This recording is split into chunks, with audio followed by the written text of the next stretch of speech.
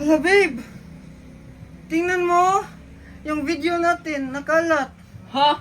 Sinong kumalat niyan?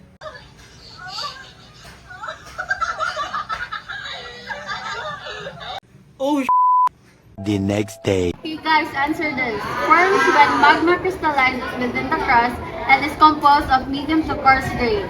Intrusive igneous rocks. Okay. Oh my gosh! Somebody sent a video on our GC. Huh? OMG! oh my gosh! What? Wow!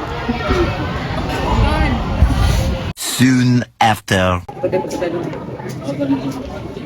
Uy, may nag-notif. Uy, grabe, napakalaswa niyan. Ano to? Ano to? Kadiri, napakalaswa niyan. Ano to? Kadiri. The next day. Okay lang yan, babe.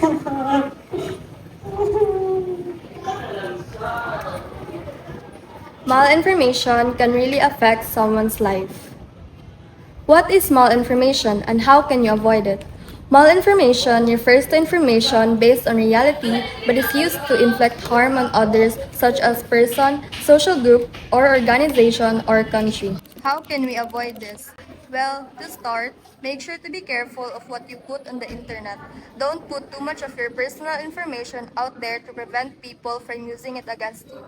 Second, avoid spreading such information without proper verification and make sure to understand the full context. Follow the proper media etiquette. Share responsibly, give credit, avoid public arguments, avoid offensive language, use hashtag wisely. These two are important so that malinformation become less potent.